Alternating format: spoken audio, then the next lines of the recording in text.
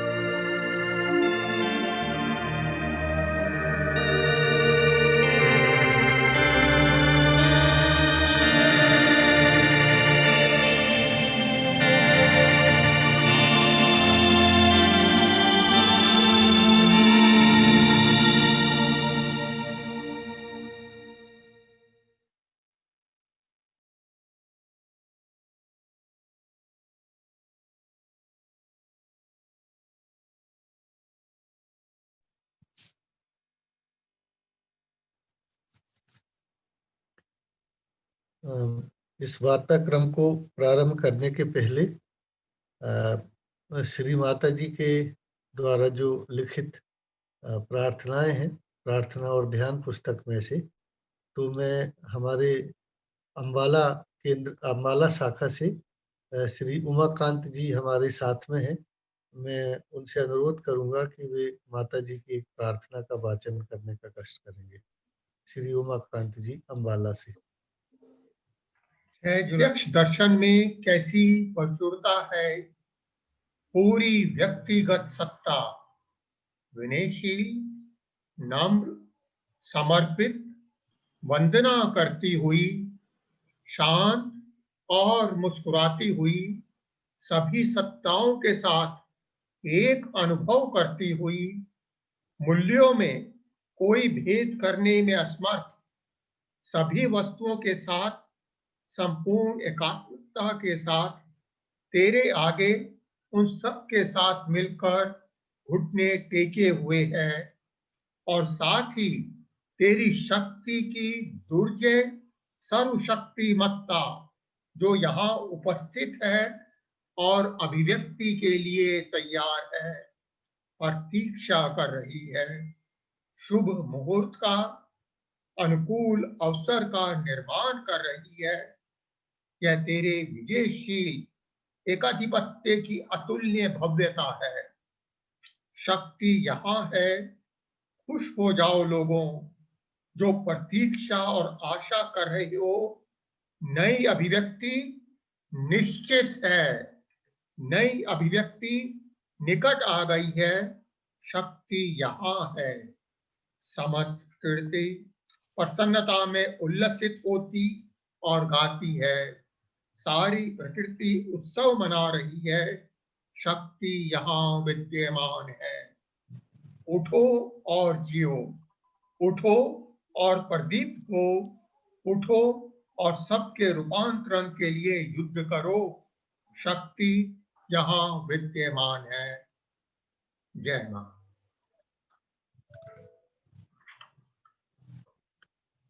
शक्ति की इतनी सुंदर उपस्थिति की मां ने इस प्रार्थना में बात कही है।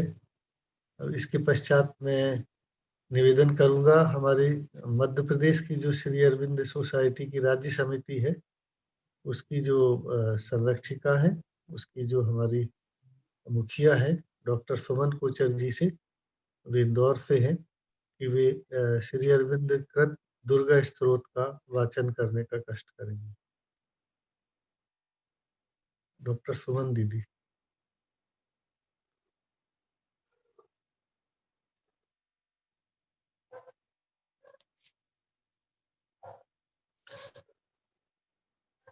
दीदी आपका उद्भूत। दीदी प्रारंभ कीजिए, उस समय आप म्यूट थी। श्री अरविंद विरचित दुर्गा स्तोत्र।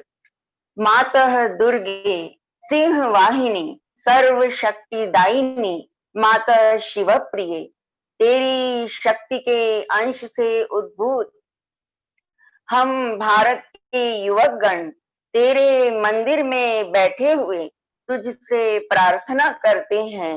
सुन हे मातः, तू भारत में आविर्भूत हो, प्रकाशमान हो। मातः दुर्गे युग युग में मानव शरीर धारण कर, जन्म जन्म में तेरा ही काम कर, हम तेरे आनंद धाम को लौट जाते हैं। इस बार भी जन्म लेकर हम तेरे ही कार्य के व्रती हैं। सुन हे मातः, तू भारत में आविर्भूत हो, हमारी सहायक हो। मातः दुर्गे सिंह वाहिनी त्रिशूल धारिणी, वर्म आवृत सुंदर शरीर धारिणी, जय दायिनी मातः, तेरी प्रतीक्षा में भारत तेरी उसी मंगलमयी मूर्ति को देखने के लिए उत्सुक है। सुन हे मातः, तू भारत में आविर्भूत हो, प्रकाशमान हो। मातः दुर्गे बलदायिनी, प्रेमदायिनी, ज्ञानदायिनी, शक्ति स्वरूपिणी भीमे, सौम्य रौद्र रूपिणी, जीवन संग्राम और भारत संग्राम में तेरे ही प्रेरित हम सब योद्धा हैं। असुर की शक्ति दे, असुर का उद्यम दे, दे मातः हृदय और बुद्धि में देवता का चरित्र दे, देवता का ज्ञान दे। मातः दुर्गे जगत श्रेष्ठ भारत जाति घोर तिमिर से आच्छन्न थी। तू हे मातः गगन प्रांत में धीरे धीरे उदय हो रही है। तेरे स्वर्गीय शरीर की तिमिर विनाशी आभा से उषा का प्रकाश हुआ है। आलोक विस्तार कर हे मातः, तिमिर विनाश कर। मातः दुर्गे श्यामला सर्व सौंदर्य अलंकृता, ज्ञान प्रेम शक्ति की आधार भारत भूमि, तेरी विभूति इतने दिनों तक शक्ति संभरण के लिए अपने आप को छिपा रही थी। आगत युग में, आगत काल में जगत का भार कंधे पर लाद कर भारत जननी उठ रही है।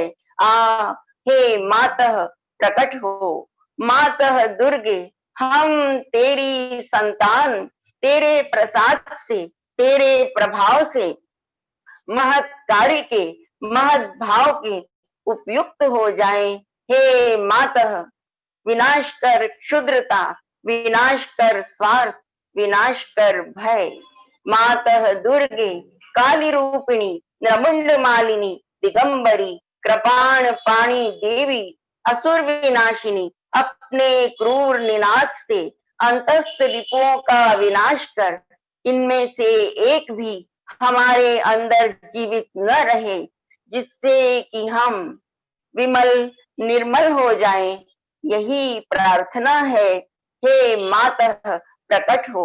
मातः दुर्गे स्वार्थ से, भय से, क्षुद्राशयता से भारत म्रियमाण हो रहा है।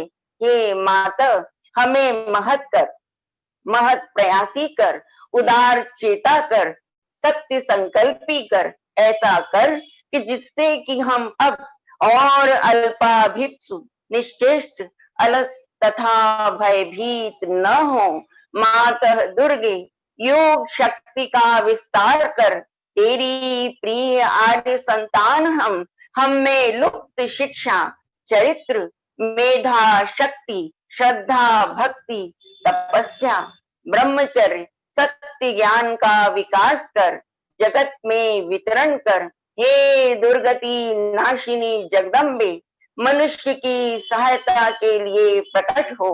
मातः दुर्गे अंतस्थ रिपुओं का संहार करके बाहर के बाधा विघ्नों को निर्मूल कर बलशाली, पराक्रमी, उन्नत चेता जाति भारत के पवित्र काननों में, उर्वर खेतों में, गगन सहचर पर्वतों के तले, पूत सलीला नदियों के तीर पर एकता से, प्रेम से, सत्य शक्ति से, शिल्प से, साहित्य से, विक्रम से, ज्ञान से श्रेष्ठ होकर निवास करे।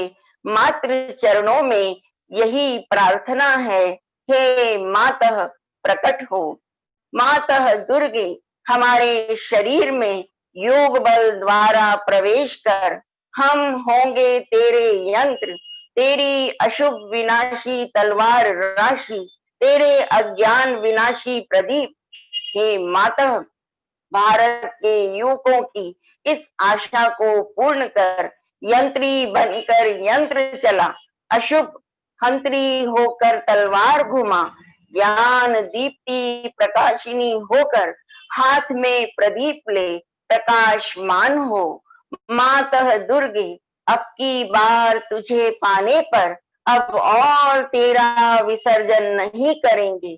श्रद्धा, भक्ति और प्रेम की डोर से तुझे बांध लेंगे। आ मातः हमारे मन, प्राण और शरीर में प्रकट हो। वीर मार्ग प्रदर्शिनी आ, अब हम तेरा विसर्जन नहीं करेंगे। हमारा सारा जीवन ही अनवच्छिन्न दुर्गा पूजा हो। हमारे समस्त कार्य अविरत, पवित्र, प्रेममय, शक्तिमय, मातृ सेवा व्रत से युक्त हो। यही प्रार्थना है। हे मातः तू भारत में आविर्भूत हो, प्रकाशमान हो। जय मां।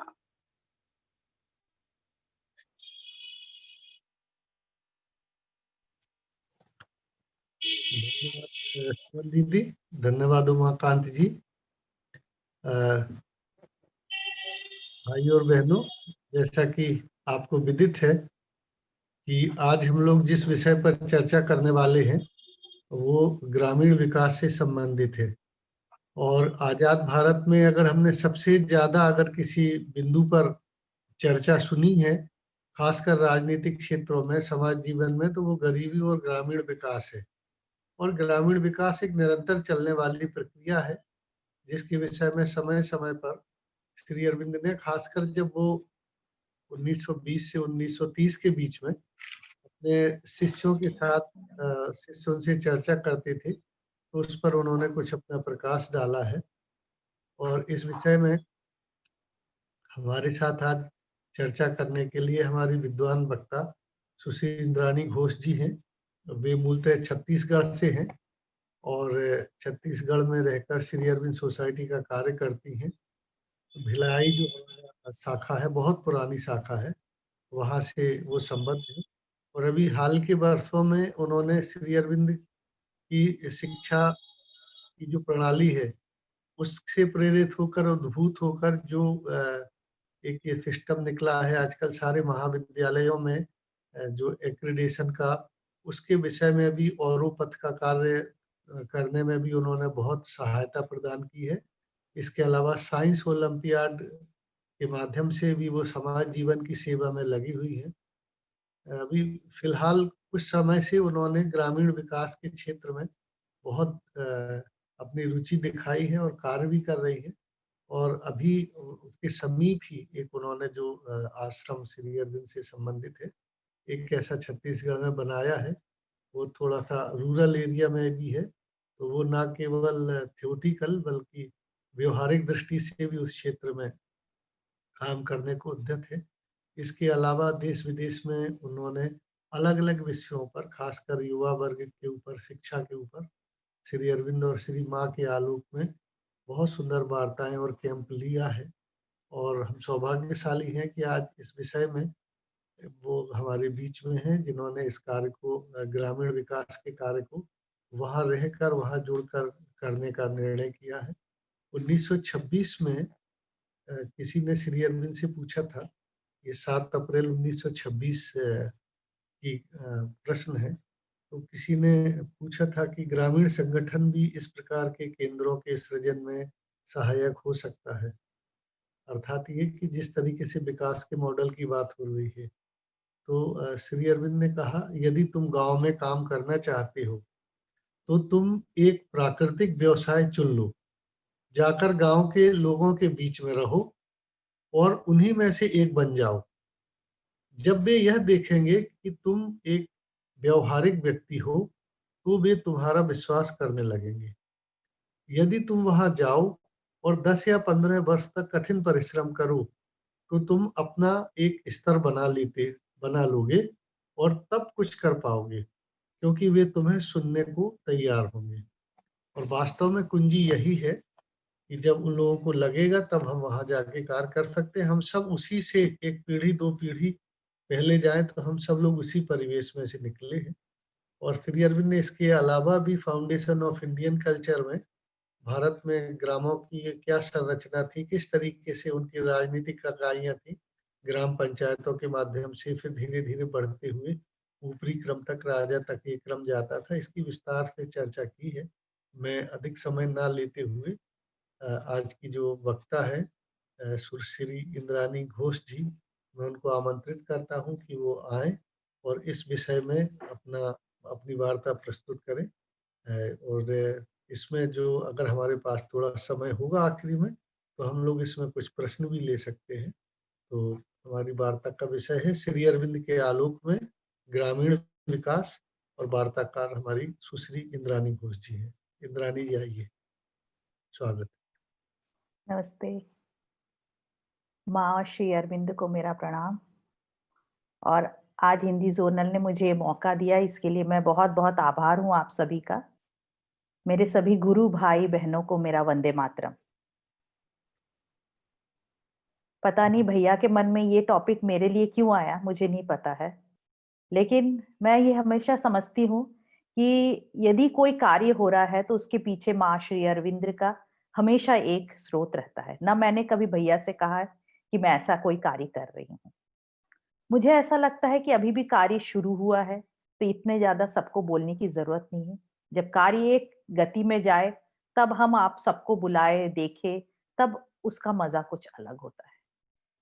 लेकिन जब जो होना है वो होके रहता है, और इसके इंस्ट्रूमेंट्स कई हमारे भाई बहन बनते हैं, और जिस तरह से फिर हम लेके आ सकते बातों को, तो अच्छा ही है। आज ये टॉपिक हम ले रहे हैं, ग्रामीण विकास, और इस टॉपिक के द्वारा हम ये जान पाएंगे कि मैं क्या कर रही हूँ इस एरिया में, श्री अरविंद और श्री माँ के आलोक में। मैं मोनिका को भी आमंत्रित करूंगी ताकि वो आगे के स्लाइड्स, पहला स्लाइड करे। हम ये स्लाइड्स इसलिए रख रहे हैं क्योंकि आप, कई बार ऐसा होता है कि हमारा ध्यान भटक जाता है, तो हम पॉइंट्स भी देख सकते हैं, और ये पॉइंट हमारे रिकॉर्डिंग में रहेंगे तो हम इनको बाद में भी देखा जा सकता है। ऐसे आप अभी एक कहानी की तरह सुनते जाएंगे हम लोग। और श्री अरविंद के ही शब्द को मैं रख रही हूँ, शायद उन्हीं के कोर्स को मैं सारे कलेक्शंस जो है उन्हीं को ला रही हूँ। तो मुझे तो बहुत अच्छा लग रहा है ये कार्यक्रम करते हुए, और मुझे लग रहा है आप सबको मजा आएगा। मोनिका।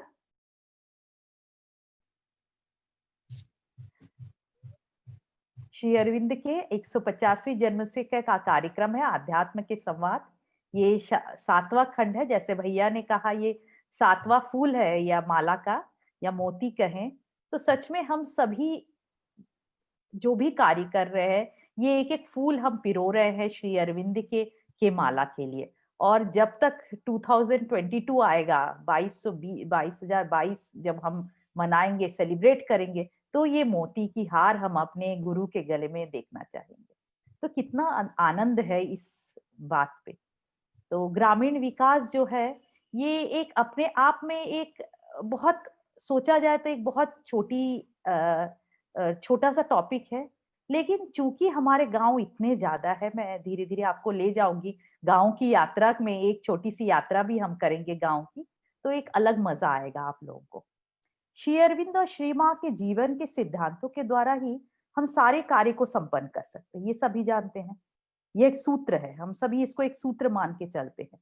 और यदि हम सच्चे मन से कोई भी कार्य करते हैं, तो ये सूत्र अपने आप आपके सामने आएंगे। हमें कोई किताब पढ़ने की जरूरत नहीं। ये लाइफ डिवाइन या मदर की किताब की जो 3rd खंड है, ये हमें पढ़ने की जरूरत नहीं। ये अपने आप आपके सामने आते चले जाएंगे यदि सच्चे मन से हम कोई कार्य करते हैं। अपने आप आपके सामने आएंगे यदि इस योग की शक्ति है, यही है इस योग की शक्ति है। तो श्री अरविंद के पूर्ण योग में ज्ञान एक बहुत बहुत ज्यादा अहम भूमिका निभाते हैं, और यही इनकी एक समग्र शिक्षा है। और इसी समग्र शिक्षा को हमें प्रैक्टिस में लेना है, हमें अपने आत्मसात करना, अपने अंदर इसकी चैंटिंग करते जाना है, इसका मंत्र उच्चारण करते जाना। कैसे करना है वो हम आगे देखेंगे। जैसे किसी भी यात्रा में जाने से पहले हम लोग एक तैयारी करते हैं। जैसे आप ठंडे जगह पे गए, तो आप अपने ठंडे कपड़े, गरम कपड़े आप रखेंगे, ताकि वहां के मौसम से आप अपने आप को बचा सकें। वैसे ही जब हम श्री अरविंद के योग को किसी जगह पर ले जाते हैं, तो उसकी तैयारी करनी पड़ती है। तो इसीलिए मनोज भैया ने जो एक बात कही, श्री अरविंदो के टॉक से ही वो लिया गया है कि किस तरह से हम इस योग में आगे बढ़ सकते हैं। हम कैसे आगे बढ़ सकते हैं कि हम वहां उस जगह पे जाके रहें। जब हम उस जगह पे जाके रहेंगे, तो हम उस चेतना के साथ अपने आप को एक कर पाएंगे। जब हम उस चेतना के साथ अपने आप को एक कर पाएंगे, तभी हमारा कार्य बहुत अच्छे से, बहुत सुगम तरीके से हो पाएगा। बाकी तो देखिए, हम सभी जो कार्य कर रहे हैं, इसके पीछे एक चीज हमें जानना है कि हम किसी का विकास करने के लिए नहीं आए। हम ग्राम विकास करने नहीं आए हैं, हम अपना विकास करने नहीं आए, हम श्री अरविंदो सोसाइटी का विकास नहीं करने आए, न ही हम माँ और श्री अरविंद के विचारों को एक दूसरे को के पास पहुंचाने के लिए। वो तो स्वतः होना है, अपने आप होना है। हमारा काम है सिर्फ भगवान को पाने की चेष्टा करना, उनके साथ कार्य करने की चेष्टा करना।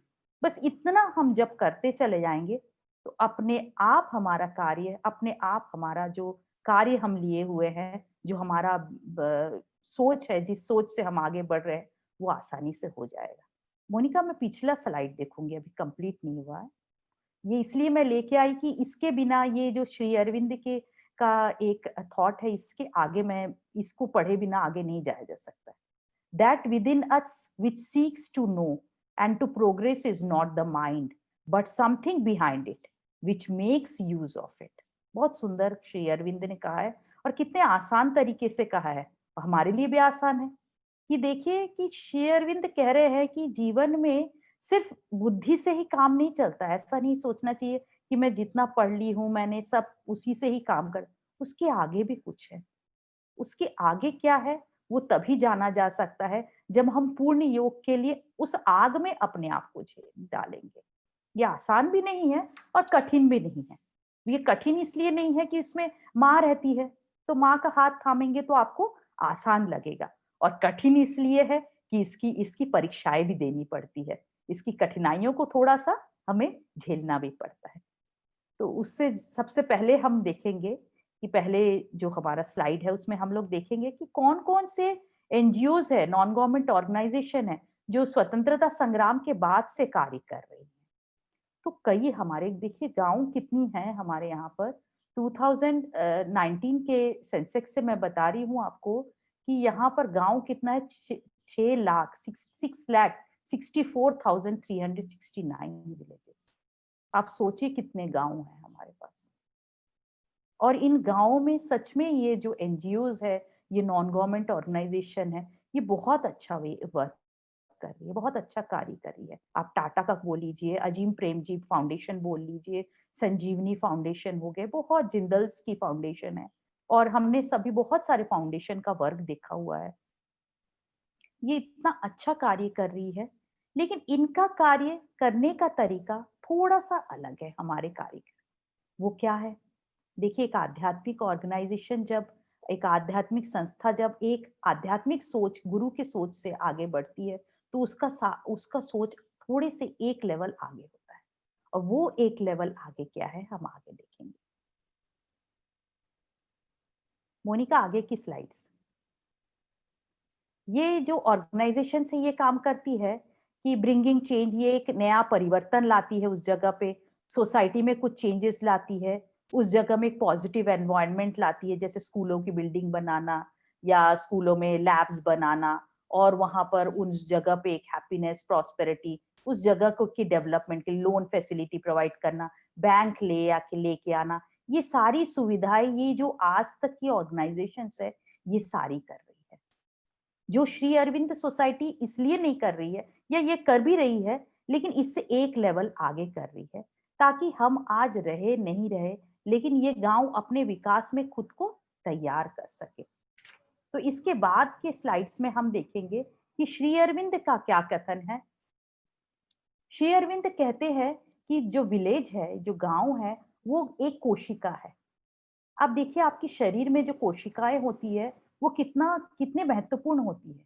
वो अपना विकास भी खुद करती है, और कोशिकाओं में कहीं भी कोई भी कमी आ जाए तो आपका पूरा शरीर अस्वस्थ हो जाता है। तो जब एक शरीर को ही एक छोटी सी कोशिका अस्वस्थ कर देती है, तो सोचिए हमारा जब विलेज, जो गांव जो है, वो एक कोशिका के रूप में है, तो यदि गांव का विकास नहीं होगा, गांव समृद्ध नहीं होगा, तो फिर हमारा देश कैसे समृद्ध कहलाएगा। हम ऊपर ही समृद्ध दिखा सकेंगे, लेकिन जो आंतरिक समृद्धता है हमारी, जो अंदर की एक सोल है, जो आत्मा है, वो स्वस्थ नहीं। तो इसलिए बहुत जरूरी है हमारे कि हमारे जो विलेज की जो सेल है उसकी डेवलपमेंट की जाए, उसके विकास की हम एक की ओर अग्रसर करें, जो कि एक न्यूनतम से एकदम आगे तक अग्रसर हो सके, एकदम छोटे से लेके, जीरो से लेके वो इन्फिनिट तक आगे बढ़ सके, उसके विकास के कार्य कर सके। तो इसीलिए इसका एक समरी हम देखेंगे आगे के इसमें, कि जो विलेज की चेतना, यही श्री अरविंद का पूर्ण योग है। और यही कहते हैं श्री अरविंद, इसका जो समरी है, इसका जो सारांश है, वो ये है कि इसमें क्या होता है, to make a genuine difference not only to their way of living but also to their way of thinking and being. मैंने आज उनके स्कूल में लैब डाल दिया, या आज उनके लिए बहुत बड़े बड़े कार्यक्रम कर दिए, लेकिन कल जब मैं नहीं रहूंगी तब ये इस कार्यक्रम के लिए अग्रसर नहीं होंगे। यानी उन्होंने अपने आप को एक फॉरेन एंटिटी, श्री अरविंद कहते भी है कि यदि हम किसी भी जगह पे कोई भी कार्य कर रहे हैं तो हमें फॉरेन एंटिटी बन के काम नहीं कर सकते, हमें उनमें से एक बनना है। चाहे आप कोई भी कार्य करें, आप खाना बना रहे हैं, कोई भी वर्क कर रहे हैं, तो आपके लिए बहुत आवश्यक है कि आप उनमें से एक बन सके। तभी हम क्या कर सकेंगे, तभी इसका विजन कंप्लीट होगा, तभी एक आध्यात्मिक गुरु के रूप में नए भारत की रचना कर सकेंगे। तो आध्यात्मिक गुरु बनने के लिए सिर्फ शिक्षित वर्ग ही आगे नहीं आएगा, ये ऐसा वर्ग आगे आएगा जो कि अभी तक हमारे लिए सिर्फ भोजन के लिए या हमारे जो बेसिक एमिनिटीज के लिए ही कार्य करता है, उसको को भी हम हैंड होल्ड करके, उसका भी हम हाथ पकड़ते हुए आगे बढ़ते जाएंगे। तभी तो सबका विकास, ये जो आज नारा कहते हैं कि सबका साथ सबका विकास, तभी ये पूर्ण हो सकता है। और ये तभी पूर्ण होगा जब हम एक नए युग की स्थापना, एक नए भारत की स्थापना कर सकेंगे, एक नए भारत को ला सकेंगे।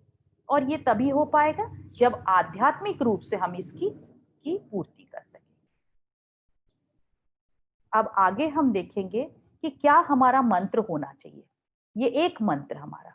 अब देखिए, जब भी हम कोई कार्य करते हैं तो हमें हमेशा ये अंदर ही अंदर लगते रहता है कि हम माँ और श्री अरविंद को तो ऑफर कर रहे हैं कार्य को, लेकिन पता नहीं ये कार्य आगे कैसा होगा, क्या नहीं होगा।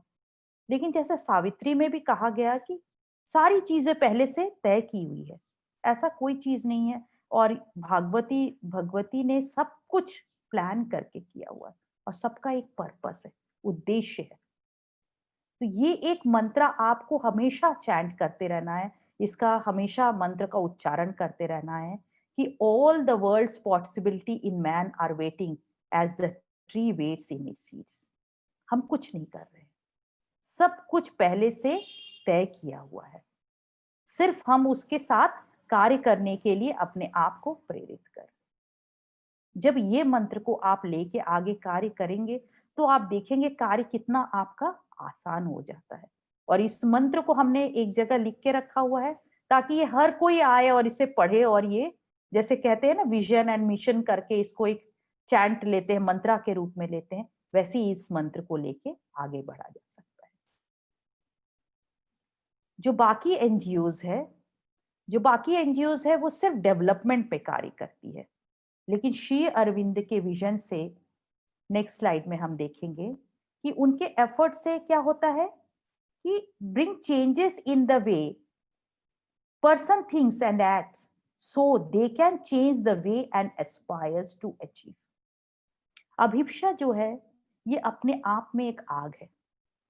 जब तक आप किसी के अंदर अभिप्सा जगा नहीं सकते हैं तब तक वो समृद्ध या आगे नहीं बढ़ सकता है।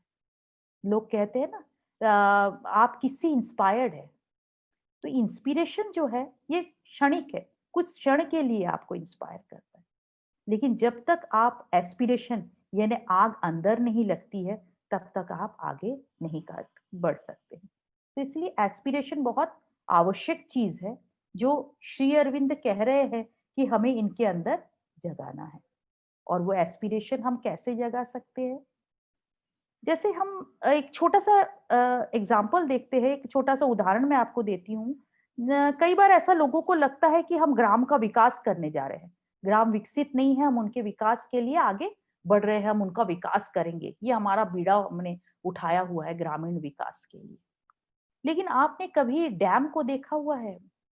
जब डैम में पानी को रोक के रखा जाता है तो कितना शांत, निश्चिंत, एकदम स्थिर रहता है। लेकिन जैसे ही उसके किवाड़ खुलते हैं वो एक बहुत स्पीड से, बहुत एक तीव्र गति से आगे बढ़ता है। नहीं वो सिर्फ कैनल के रूप में खेतों में पानी देता है, बल्कि ऊर्जा के स्रोत का भी एक जरिया बनता है। तो इसका ये अर्थ है कि आप ये न समझे कि गांव के व्यक्तियों को विकास के बारे में कोई बात पता नहीं है, उनको सब पता है। सिर्फ हमें क्या करना है, एक आध्यात्मिक रूप से उनका सही विकास के लिए को आगे बढ़ाना है। और जब हम उसके आगे रास्ता दिखाते चले जाएंगे सूर्यलोकित पथ की तरह, जब माँ श्री अरविंद का, तब अपने आप ये आगे बढ़ते चले जाएंगे। और जिस तरह से एक डैम खुलते साथ ही एक पानी ऊर्जा भी बनाती है और वो अपने आप खेतों में पानी भी देती है, उसी तरह ये गांव के लोग भी जैसे ही डैम खुलेगा वैसे ही अपना कार्य में और बहुत सुंदर तरीके से कार्य करेंगे। आगे हम देखेंगे कि कैसे समग्र शिक्षा आफ्टर इंडिपेंडेंस माँ ने और श्री अरविंद ने इस समग्र शिक्षा का की फॉर्मूला दिया हुआ है। अब मुझे ऐसा लगता है कि ये जो फॉर्मूला है ये हर किसी मुसीबत में, हर किसी चीज में काम आता है। हर किसी चीज में आप किसी भी, जैसे a+b² एक फॉर्मूला है हमारा, और ये हर फॉर्मूला हम लगाते ही है हर जगह पे। लेकिन ये एक ऐसा स्पिरिचुअल फॉर्मूला है इंटीग्रल एजुकेशन का, समग्र शिक्षा का, जो हर जगह हम लगा सकते हैं ताकि हम हमारा रिजल्ट, हमारा जो कार्य का जो बाहर जो रूप आए बाहर निकल के, वो एक बहुत सुंदर है। सबसे पहले श्री अरविंद कहते हैं कि हमारे जो शिक्षा के रूप में ज्ञान के साथ हमारा साक्षात्कार होना चाहिए, यानी ज्ञान अंदर है, नथिंग कैन बी टॉट। हम ये ना सोचे कि हम उनको पढ़ाने जा रहे या उनको कार्य कराने जा रहे, ज्ञान उनके अंदर है। और स्वामी विवेकानंद, जो श्री अरविंद स्वामी विवेकानंद से बहुत अधिक प्रभावित थे, उन्होंने भी कहा है नॉलेज लाइज विद इन, यानी हमारे अंदर ही ज्ञान छुपा है और ज्ञान के साथ हमारा साक्षात्कार होना है। और जैसे जैसे हमारा ज्ञान के साथ साक्षात्कार होता चला जाता है, हमारा जो रूप है वो और निखरता चला जाता है। तो ये जो फॉर्मूला है, ये जो सूत्र है, इसे हमें कहाँ पर लगाना है? गांव के विकास के लिए। फ्रॉम नियर टू फार, भैया ने कहा अभी कि कैसे हम, श्री अरविंद कहते हैं कि हमें वहां जाके रहना है, रह के उनके साथ कार्य करना है। सही बात है। गांव वाले जब आपको देखेंगे वहां काम करते हुए, वहां रहते हुए, उनके साथ उनकी सारी प्रॉब्लम्स को फेस करते हुए, खुशी दुख जो भी है उनके साथ आप झेलते हुए देखेंगे, तब वो ऑटोमेटिकली वो आपके साथ एक हो जाएंगे। और जब एक हो जाएंगे, सबसे पहले गांव वाले क्या करते हैं, ग्राम कहीं भी आप जाएंगे तो गांव के विकास के लिए तो वो आपको देखते हैं, आप किस तरह से कार्य करते हैं, क्या क्या कार्य करते हैं, उन सबको वो एक तरह से समझते हैं। तो ये जो तरीका है फ्रॉम नियर टू फार, पास से दूर तक, यानी उनके पास क्या है और कहां तक उन्हें लेके जाना है, इस तरह से हम कर सकते हैं। The child must be consulted in its own growth, चूंकि ये इंटीग्रल एजुकेशन का पार्ट है, लेकिन हम इस चाइल्ड की जगह हम लगते हैं ग्राम। The gram must be consulted in its own growth. क्या है गांव के पास? अब देखिए, डेमोग्राफी के लिए हम यदि देखा जाए तो गांव सब जगह अलग है। अब कोई यूपी में एक गांव में है, कोई झारखंड में एक गांव में है, कोई आंध्र प्रदेश के एक गांव में है, कोई छत्तीसगढ़ के एक गांव में है। सबकी सबकी सोच और सबकी जरूरतें अलग अलग। तो हमको सबके लिए अलग अलग प्रोग्राम तय करना है। हमको ये देखना है कि इस तरह से इनके पास क्या है और कैसे इनको आगे बढ़ाया जा सकता है, तभी हम यहाँ पर कार्य कर सकते हैं। तो ये सारे जो हम लोग अब देख रहे हैं, राइट साइड में आप देख रहे हैं अपने स्क्रीन के, कि सोशल एंड पॉलिटिकल प्रॉब्लम सबके अलग अलग हैं। आध्यात्मिक प्रॉब्लम्स अलग होते हैं, इमोशनल प्रॉब्लम्स होते हैं, अब लोगों के रहन सहन का तरीका अलग है, खान पान अलग है, वस्त्र अलग है, सबके सोच अलग है। तो इन सबको लेके हम कैसे ग्राम का विकास कर सके, उसके लिए ये 3 फॉर्मूला जो है, ये 3 सूत्र, हम त्रिसूत्र कहते हैं इसे, ये आप लगा सकते हैं। और यही श्री अरविंद और श्री मां के द्वारा दिए गए सूत्र है जो हर जगह कार्य कर जाता है। और इससे आपको देखना नहीं पड़ेगा और इतना सुंदर कार्य बनता चला जाता है। आगे हम देखेंगे कि इसके सिद्धांत और मूल्यों को। देखिए, हम जानते चले जा रहे हैं, हम समझते जा रहे हैं कि किस तरह से एक गांव विकास कर रहा है, किस तरह से एक गांव कार्य कर रहा है और हमारी सहभागिता गांव में क्या है। लेकिन हमें क्या करना है ये जानना जरूरी है। हम उनके क्या क्या चीजों को चेंज कर सकते हैं, क्या क्या चीजों को धीरे धीरे बदलाव कर सकते हैं। तो सबसे पहला जो बदलाव है, उनकी चेतना का बदलाव। देखिए, हर चीज में चेतना है, मेरे अंदर चेतना है। श्री अरविंद कहते हैं every non living thing also do have a consciousness. एक पत्थर में भी चेतना है, मेरे लैपटॉप में भी चेतना है, तो एक गांव की भी चेतना होगी। तो गांव की क्या चेतना है ये जानना हमारे लिए जरूरी है। तो जब हम उस गांव की चेतना को जानेंगे, और ये सिर्फ तब हो पाएगा जब गांव के लोग आपके साथ कार्य करेंगे और वही अपने गांव के विकास के लिए करेंगे। ये नहीं कि आप अपनी टीम लेके गए और गांव के विकास में लग गए, तब ये गांव की चेतना को आप नहीं जान पाएंगे। तब आप अपनी चेतना को गांव की चेतना के साथ मर्ज कर देंगे। दूसरा है harness the potential of self reliance. उन्हें पता होना चाहिए कि हम अपने आप को कैसे रेडी करें, ये आने वाली जो चैलेंजेस है या आने वाले जो कार्य है, इनको लेने के लिए हम अपने आप को कैसे तैयार कर सके। ये तैयारी बहुत जरूरी है। और ये तैयारी कैसे की जाए? तैयारी अलग अलग स्रोतों से, अलग अलग कार्य उन्हें देकर हम किया जा सकता है। फिर है इंटीग्रल डेवलपमेंट। इंटीग्रल डेवलपमेंट एक ऐसा डेवलपमेंट का एक ऐसा पार्ट है जो कि समग्र विकास को दर्शाता है। देखिए, डेवलपमेंट एक वर्ड है जो कि एक शब्द यदि हम देखेंगे तो ये एक, इससे ज्यादा हम, मुझे लगता है कि सेंसिटाइज हम रखे शब्द को तो ज्यादा अच्छा है। यानी समग्र उनका विकास हो सके, समग्र विकास। और डेवलपमेंट की जगह विकास ही वर्ड सबसे सुंदर वर्ड है। यानी समग्र विकास के लिए हम तो 5 विकास के सारे चीजें जानते ही है। मेंटल हो गया है, फिजिकल हो गया है, साइकिक हो गया, स्पिरिचुअल हो गया, सारी चीजों के, वाइटल हो गया। ये धीरे धीरे कैसे एक एक स्टेप करके हम जा सकते हैं, विभिन्न कार्यक्रमों के द्वारा हम इस पे आगे बढ़ सकते हैं।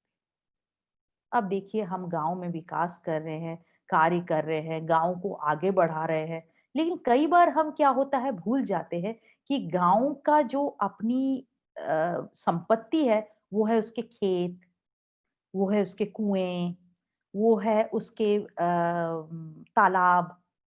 ये सारी चीज उसकी अपनी संपत्ति है।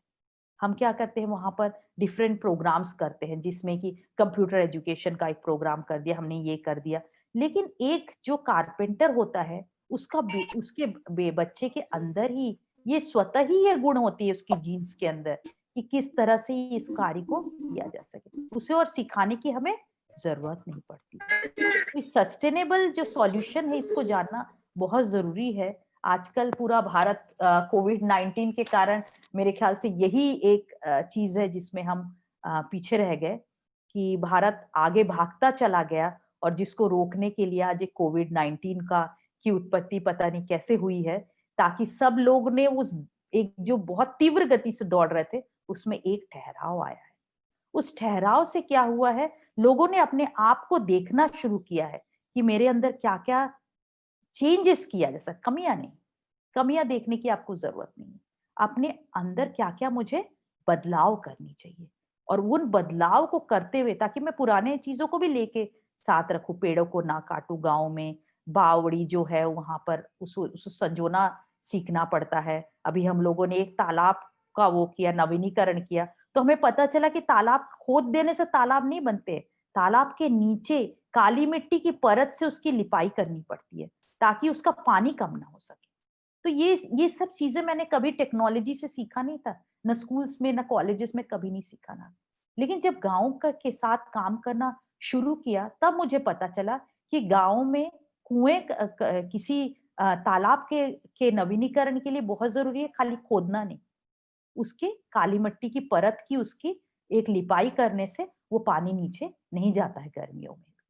तो ये छोटी छोटी, देखिए, साइंटिफिक चीजें हैं, और इन सब चीजों को लेते हुए हमें आगे बढ़ना पड़ेगा। यही सस्टेनेबिलिटी का सॉल्यूशन है, और यही हमारे सिद्धांत और मूल्य है। आगे के स्लाइड में हम देखेंगे, देखिए, माँ का जो योग है ना, श्री अरविंद का योग तो थोड़ा कठिन है, माँ का योग सबसे आसान है, क्योंकि माँ का योग प्रेम का है, और माँ के योग में बहुत सी चीजें माँ खुद कर जाती हैं।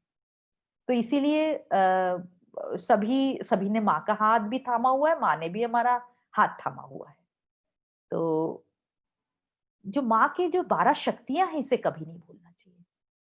ये 12 शक्तियां जो है, देखिए, हमारी ऊपरी शक्तियां, देखिए, रेड में दी हुई प्रोग्रेस यानी प्रगति।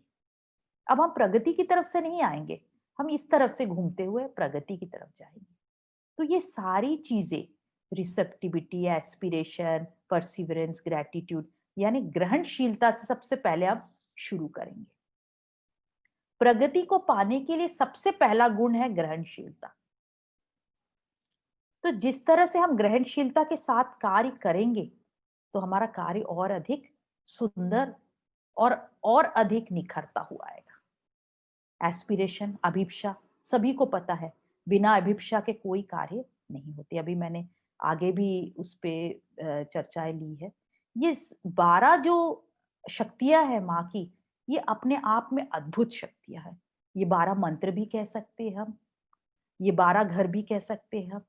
ये 12 शक्तियां एक ऐसी शक्तियां हैं जिन पे एक एक शक्ति को यदि हम हार्नेस करते जाए, कि आज हम गांव की प्रगति के लिए सबसे पहले इनके अंदर एक ग्रहणशीलता का विकास करेंगे, तो अपने आप वो आएगा। और माँ का आह्वान करके हम यदि कार्य शुरू करें, तो ये कार्य बहुत अधिक सुंदर तरीके से हो जाएगा, बहुत अधिक सुंदर तरीके से आगे चलता चला जाएगा। करेज इसमें बहुत इंपॉर्टेंट चीज है।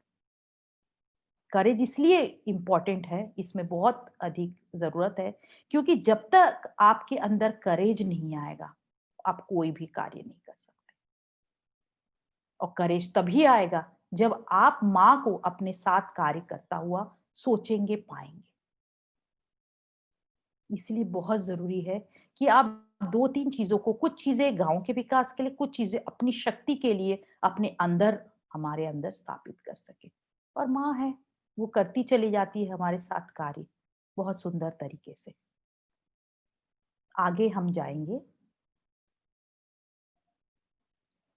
अब हाउ वी वर्क, देखिए हमने ये सारी जो सिद्धांत है, ये सारे सिद्धांत को देखा हुआ है, किस तरह से ये सिद्धांत कार्य कर रहा है।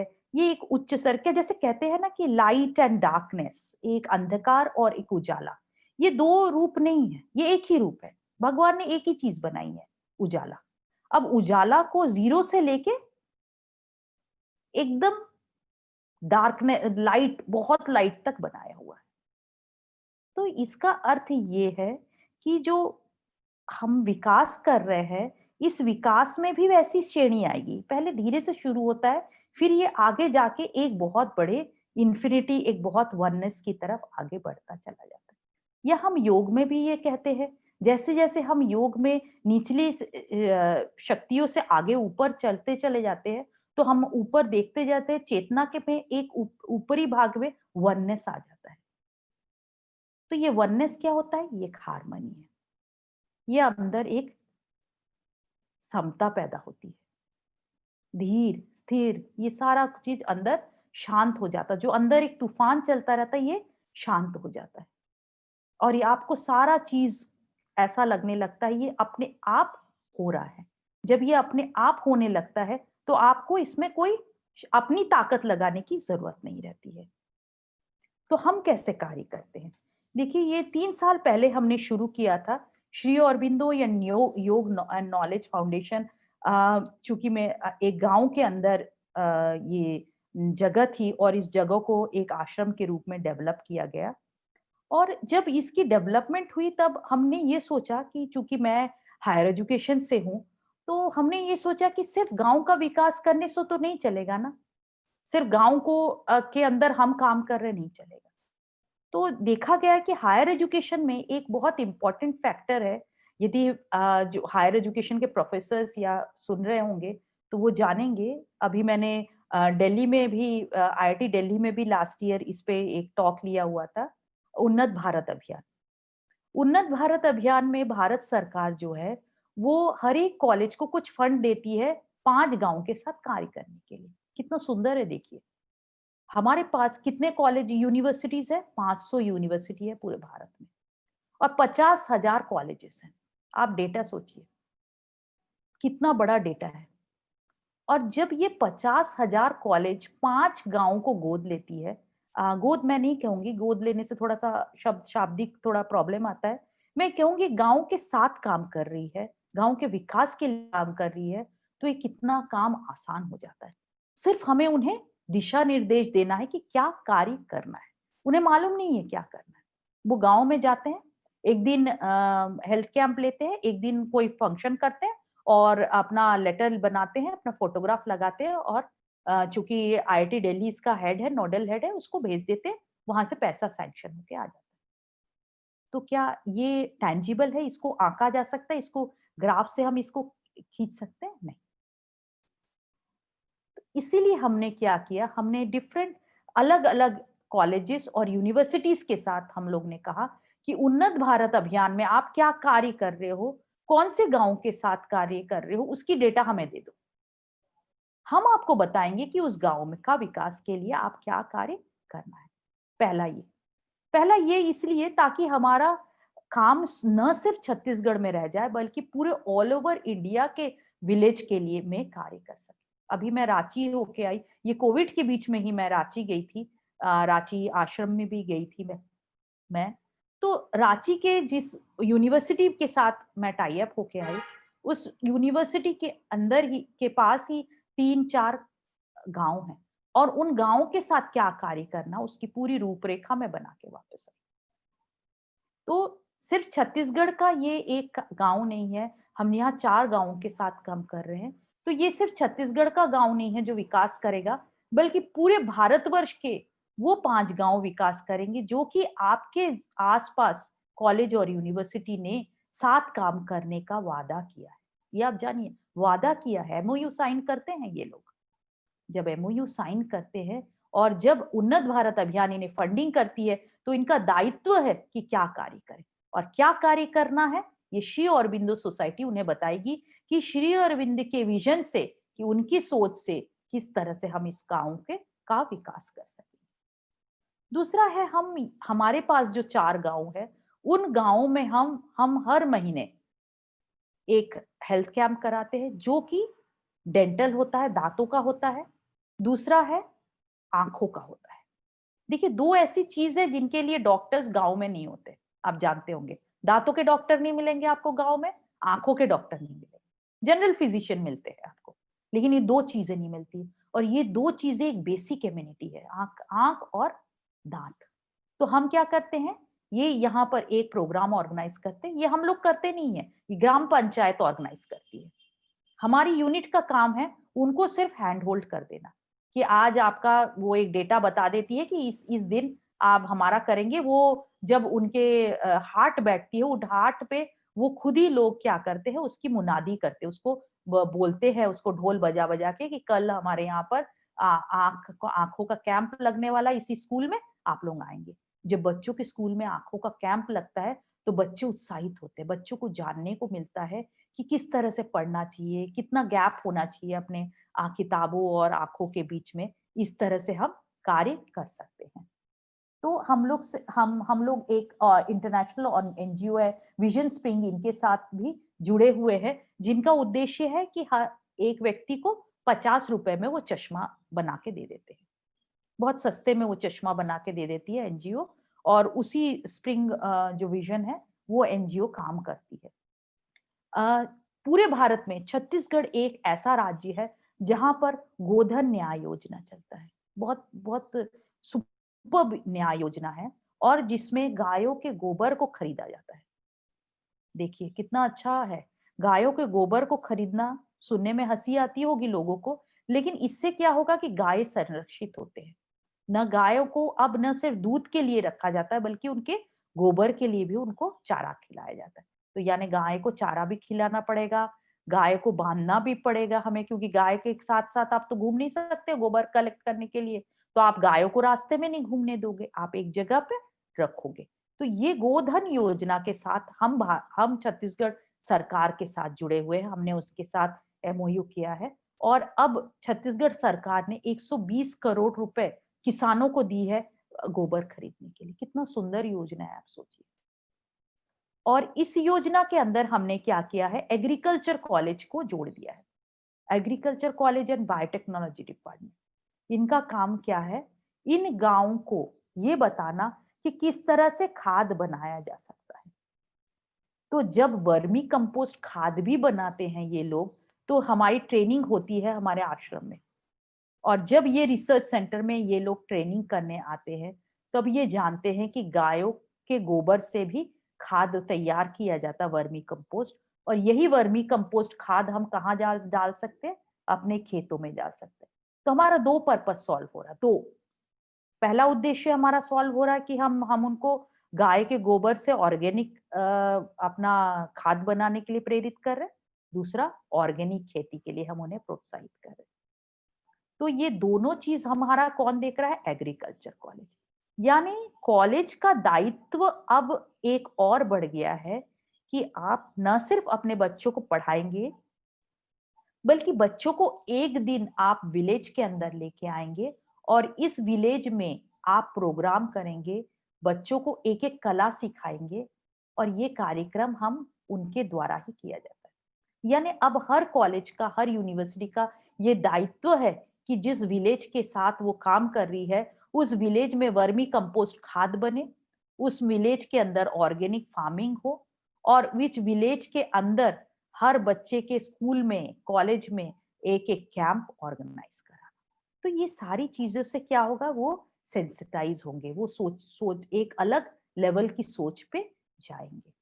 साथ ही साथ हम एक श्री चैतन्य जैसे ऑर्गेनाइजेशन के साथ जुड़े हैं जो कि कोचिंग सेंटर्स चलाती हैं।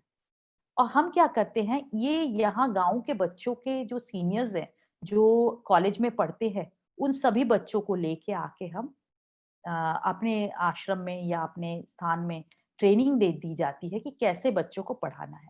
और ये लोग अपने गांव में जाके वही कोचिंग लेते हैं, क्योंकि ये इनका दायित्व, हमारा दायित्व नहीं है अपने ग्राम का विकास करना। हमारा काम है इनका हाथ पकड़ के आगे ले जाना।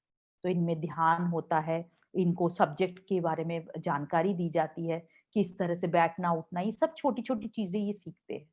जब छोटी छोटी चीजें सीखते हैं तो ये अपने जाके अपने ही गांव में के विकास में लगते हैं और लोगों को भी इसमें जोड़ते हैं।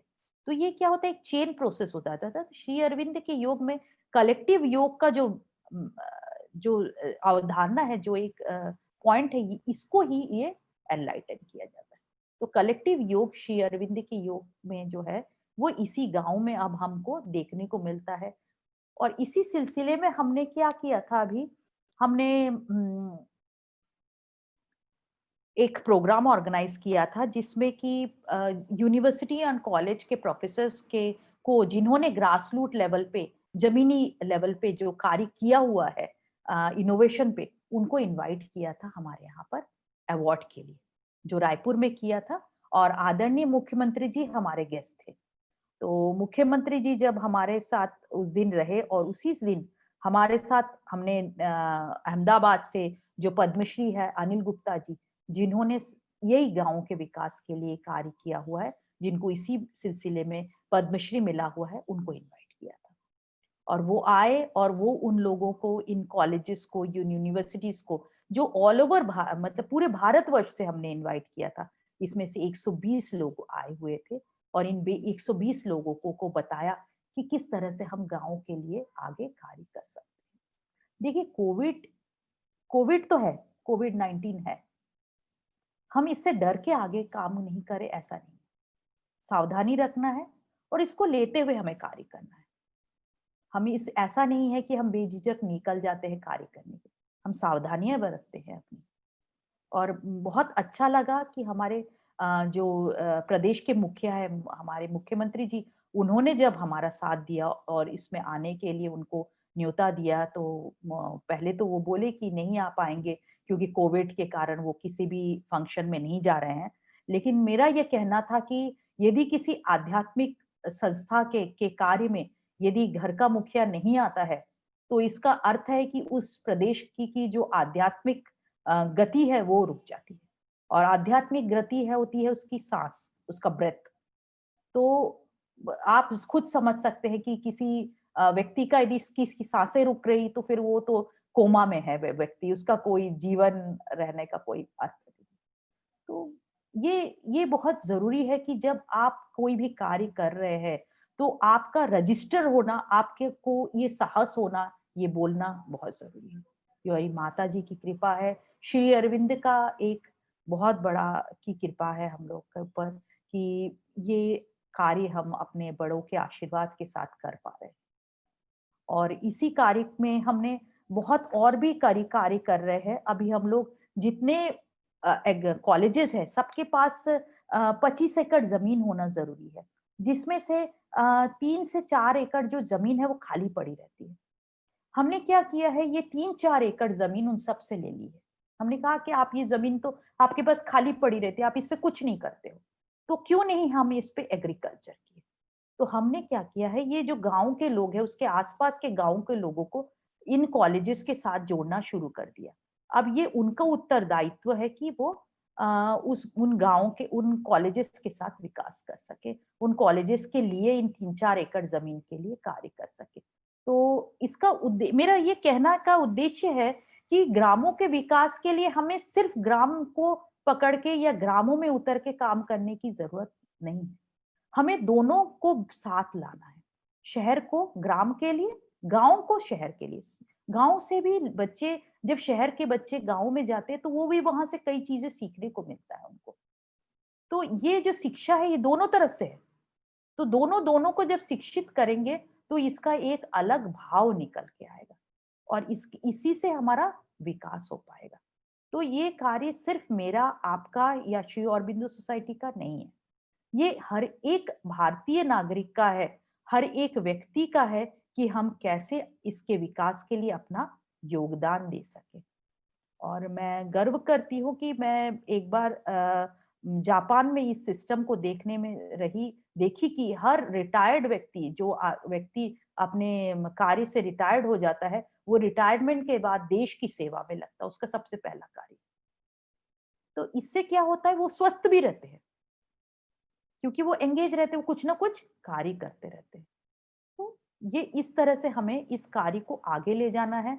और मैं चाहूंगी आज जो भी मेरे साथ है, मेरे भाई, मेरे बड़े भाई, मेरे दीदी, गुरु भाई गुरु दीदी लोग जो हैं, मैं उनसे विनम्र निवेदन करूंगी कि आपके साथ यदि कॉलेज और कोई स्कूल जुड़ा हुआ है तो उनको जोड़िए और उनके साथ कैसे कार्य करना है ये हमसे पूछिए, या आपको यदि इस रिकॉर्डिंग से समझ में आ रही है कि किस तरह से कार्य करना है तो आप कार्य शुरू कर सकते हैं।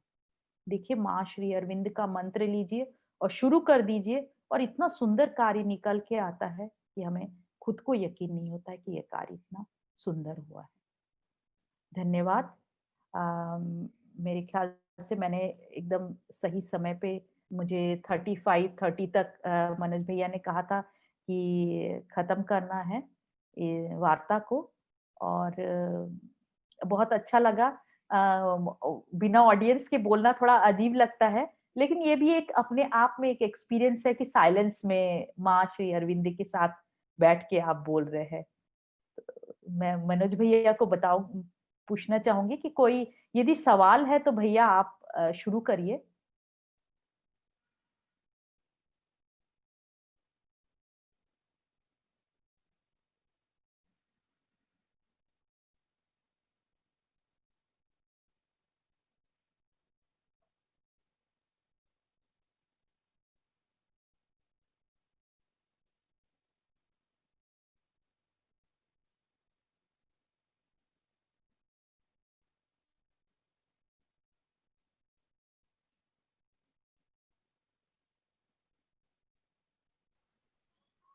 मनोज भैया, आपकी बातें नहीं सुनाई देती है।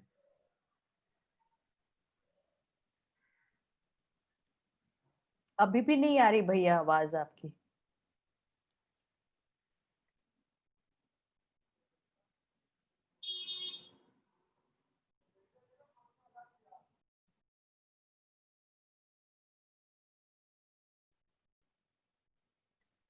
हो सकता है कि आप एक बार लॉग आउट करके और एक बार लॉग इन करिए, सुनाई नहीं देता है।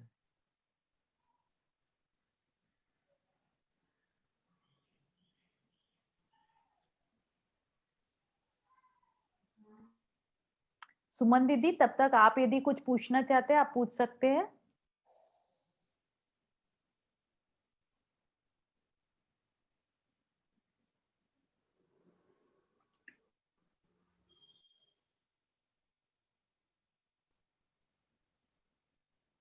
मध्य प्रदेश में भी शर्मिन सोसाइटी उज्जैन, श्री विभाष जी उपाध्याय ग्रामों से जुड़े हुए हैं और उन्होंने काफी काम किया है। तो यदि आपकी ओर से ये तो खैर काफी दिशा दर्शन मिल चुका है, लेकिन हम चाहेंगे कि जो गांव में भी इस तरह से शहर और गांव का दोनों का संयोजन करके और विकास के कुछ नए सूत्र हम लें और स्कूल्स कॉलेज में जो काम करना चाहिए वाकई में बहुत जरूरी है, क्योंकि तकनीकी शिक्षा के माध्यम से हम गांव को कैसे प्रेरणा दे सके और वहां की जो एक नैसर्गिक शिक्षा है उसको हम अपनी तकनीक में कैसे सम्मिलित करके और ज्यादा हम भी विकसित हो और वो भी विकसित। हाँ। तो ये जो आपका एक सुझाव है बहुत अच्छा है कि इसमें दिशा में काम करना चाहिए, लेकिन मैं सोचती हूँ कि बहुत सारी चीजें ऐसी है गाँव में जो होना चाहिए, जैसे हम संस्कृति के ऊपर विकास करने के लिए वहां पर कुछ ऐसी कार्यशालाएं लगाएं अपन, जिससे कि उनको कुछ नई चीजें से हम जोड़ें। तो ये सारे हमको और भी श्री अरविंदो सोसाइटी के माध्यम से करना चाहिए। तो जब उनके अंदर ये संस्कृति का जो विकास है, इनके चैत्य विकास में बहुत सहायक। जब वो साइकिक उनका डेवलप होगा तो गांव का साइकिक डेवलप। तो इस तरह से गांव की अंतरात्मा और व्यक्तिगत अंतरात्मा मिलकर जब प्रभु की अंतरात्मा के साथ में जुड़ेगी, मैं सोचती हूँ कि शक्ति के अवतरण द्वारा उस गांव का विकास और अधिक सहज। बिल्कुल, ये जो आज सब चीजें आपने बताई है, ये सब मेरे चिंतन मनन में हम लोगों के रहेगी। और इसके लिए आपको बहुत बहुत साधुवाद। आप बहुत सुंदर कार्य कर रही हैं और आपने तो बहुत सारे क्षेत्रों में काम किया है, युवाओं के लिए काम किया है, और ये सब आपको माँ शेरविन की कृपा से मिला है। तो हम लोग इसके ऊपर ध्यान। बिल्कुल। कीर्ति आपके निर्देश। सुमन दीदी, आपके यहाँ आईपीएस एकेडमी में विजिट की थी, उनका ऑडिट करने के लिए आई थी, आपको याद होगा। तो आईपीएस एकेडमी के पास ही वो एक आर्ट स्कूल वो रन करते हैं, अपने कॉलेज रन करते हैं अपने अंडर में। और उन्होंने बहुत अच्छा वर्क किया हुआ था सफाई पे। उन्होंने स्वच्छ भारत अभियान पे उन्होंने डस्टबिन का बहुत अच्छा सैम्पलिंग किया हुआ था उस समय जब मैं आई थी इंदौर। तो उनको भी आप जोड़ सकते हैं इसीलिए। और हमने आपने जो बात कही, हमने इस पे एक पोर्टल बनाया हुआ है ऑरोग्राम के नाम से। और ऑरोग्राम में क्या होता है कि जितने गांव हैं हमारे पास पूरे ऑल ओवर इंडिया में, यदि आपके पास भी कोई आर्टिशियन है जो कि कोई अच्छी चीज बनाता है, तो आप किसी कॉलेज के अंडर उसको रजिस्टर करिए और हम उसकी चीजों को हमारे पोर्टल में डाल देते हैं। तो ऑल ओवर वर्ल्ड में भी कोई भी उसको खरीद सकता है, हम उसे हैंड होल्ड करते हैं। तो ऑरोग्राम एक बहुत सुंदर पोर्टल है, आप लोग विजिट भी कर सकते हैं, देख सकते हैं आप लोग। और श्री अरविंद के नाम से ही से रखा गया है ताकि श्री अरविंद का हमेशा आशीर्वाद इन लोगों को मिल सके। और सरकार तो करती ही है अपने आप में, लेकिन हम लोग इसलिए कर रहे हैं कि कॉलेज के अंदर हम लोग एक एक स्टोर ओपन कर रहे हैं। यानी कॉलेज के अंदर यदि किसी को कुछ गिफ्ट देना है, कुछ कार्य करना है, तो आपको आर्टिशियन से ही गिफ्ट लेना पड़ेगा, आप बड़े शोरूम से गिफ्ट नहीं खरीद सकते हैं। तो इसमें हम लोगों ने बहुत सारी चीजें इस बार दिवाली के समय बनवाई थी। हमने गोबर से बने हुए दिए, गोबर से बने हुए गमले, ये सब हमने सारे कॉलेजेस में डिस्ट्रीब्यूट किया था और उनको कहा था कि यही आप गिफ्ट दीजिए सब लोगों को। तो मेरी आवाज आ रही है इंद्रानी जी? हाँ भैया, आ रही है, अच्छे से आ रही है। तो हमारे बीच में कीर्ति अधिकारी दीदी भी हैं, तो दीदी भी कुछ इस बारे में अगर अपना प्रश्न या कुछ सुझाव देना चाहें। कीर्ति आप। हाँ मनोज भैया, बहुत सुंदर इनकी वार्ता लगी इंद्रानी जी की। और मेरा जो अनुभव है वो एकदम ग्रास रूट लेवल से प्रारंभ हुआ था, जिसमें मैं इस कंक्लूजन पे पहुंची थी कि जो इन सब कार्यक्रमों के द्वारा हम कर सकते हैं वो है to bring a shift in their attitude. क्योंकि जनरेशन से उनका जो एटीट्यूड है टुवर्ड्स एवरीथिंग इन लाइफ ऐसा बन चुका है कि जिसमें वो कंफ्यूज्ड हैं और वो उस कंफ्यूज स्टेट में ही आगे अपने बच्चों को पालते हैं। और वो पूरा सिस्टम एक तरह से, अगर मैं एक स्ट्रॉन्ग वर्ड यूज करूं तो, पोल्यूट हो चुका है। और श्री अरविंद और माता जी की जो फिलॉसफी है उसको एकदम हमको सिंप्लीफाई करके जब मैंने इंट्रोड्यूस करना शुरू करा, जैसे कि attitude of blaming others, attitude of having ill will towards others, और अपनी प्रोग्रेस से ज्यादा दूसरे के पतन का हम ज्यादा इस्तेमाल वहां पे जो मेरे अनुभव में आया। तो मैंने इन बड़े कॉन्सेप्ट्स को ब्रेक करके जब बच्चों में लाना शुरू करा, और फिर उनके स्कूल से जब इंफॉर्मेशन आने लगी कि अरे ये बच्चे तो पैगंबरपुर के हैं, हाँ इनकी बात हम सुनेंगे, तो एक हमें जैसे धागा मिल गया ऊपर चढ़ने का। तो उसके साथ ही हम ऊपर चल रहे हैं और व्यक्तिगत लेवल पे लोगों के साथ काम कर रहे हैं। और जब मौका मिलता है अपने हम लोग भी कैंप्स लगा लेते हैं कृषि के। एक तो हमने बहुत बड़ा जो काम करा, बड़ा मैंने अपनी तरफ से जो प्रयत्न किया कि जो कृषि के क्षेत्र में जितनी रिसर्च हो रही है वो उनके लेवल पे पहुंच ही नहीं पाती है, there is a big gap. उसको हमने बांटने की कोशिश करी। कृषि साइंटिस्ट बुलाए हमने, इन लोगों को ले गए पूसा इंस्टीट्यूट, ऑरोविल, तो इन सब चीजों से थोड़ा थोड़ा शिफ्ट आ रहा है, बस इतना ही। एक बहुत धन्यवाद कीर्ति दीदी। कीर्ति दीदी बहुत लंबे समय से ग्रामीण क्षेत्र में पैगंबरपुर में काम कर रही हैं और मुझे इस बात का बहुत हर्ष है कि आज इस कार्यक्रम में उन्होंने भी अपनी बात सबके सामने रखी है। श्री अरविंद ने भारतीय संस्कृति के आधार नामक ग्रंथ में जहाँ शासन प्रणाली, भारतीय शासन प्रणाली के ऊपर अपनी बातें कही हैं, उसमें बहुत विस्तार के साथ ग्रामीण समाज के ऊपर अपनी बात रखी है कि किस तरीके से ये जो छोटे छोटे जो टोले थे और उनमें जो समुदाय थे, वो समुदाय की स्वतंत्रता बहुत महत्वपूर्ण थी और उनका जो सेल्फ वो सस्टेनेबिलिटी उनमें थी।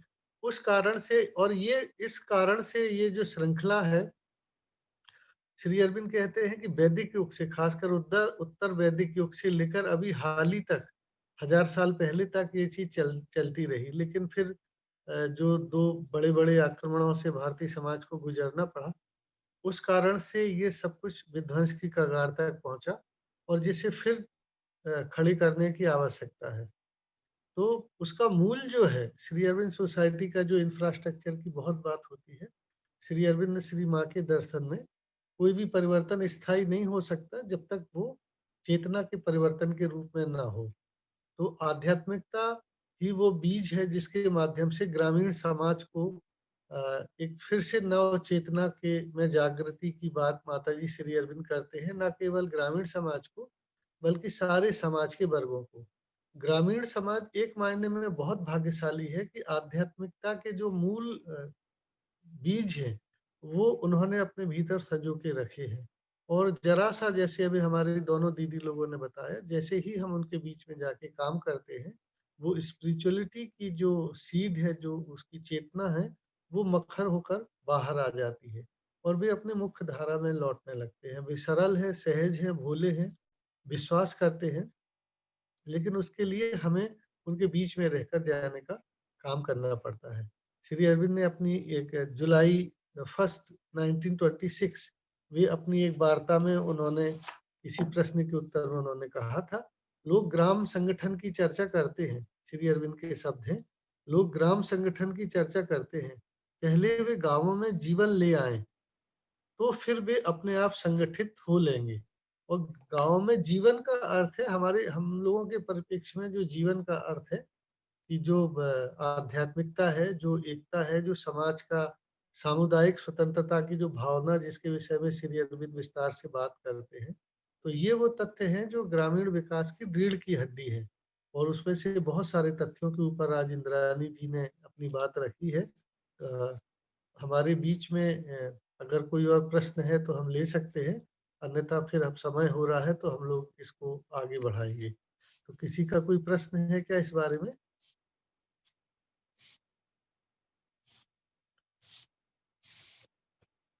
ठीक है, तो आज हमारे बीच में हमारी जो श्री अरविंद सोसाइटी की बिहार राज्य शाखा है, राज्य समिति है, उसके चेयरमैन श्री नारायण लाल दास जी हैं। वे स्वयं भी ग्रामीण परिवेश में कार्य कर रहे हैं बहुत समय से और वे व्यक्तिगत रूप से माताजी श्री अरविंद को न केवल उनके योग के पथिक हैं, इसके अलावा समाज जीवन में भी साधारण लोगों तक श्री अरविंद श्री माँ की चेतना को ले जाने का कार्य उन्होंने बहुत लंबे समय से किया है।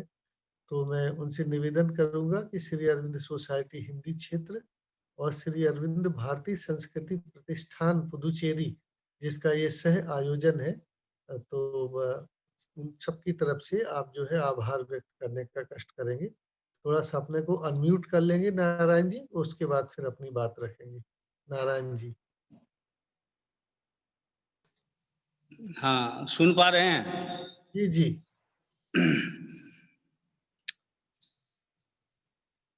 मैं सबसे पहले श्री अरविंद एवं श्री माताजी को नमन करता हूँ और उनके प्रति जो है कृतज्ञता व्यक्त करता हूँ कि उनके ही प्रेरणा से प्रेरित होकर आप लोगों ने मुझे यह आभार व्यक्त करने का जो है कार्य सौंपा है।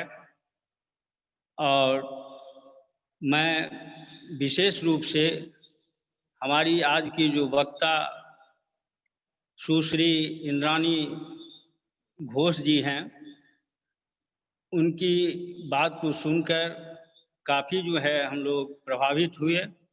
और हम आशा करते हैं कि जितने भी श्रोतागण उनकी बात को सुन रहे होंगे वे सभी प्रभावित हुए होंगे।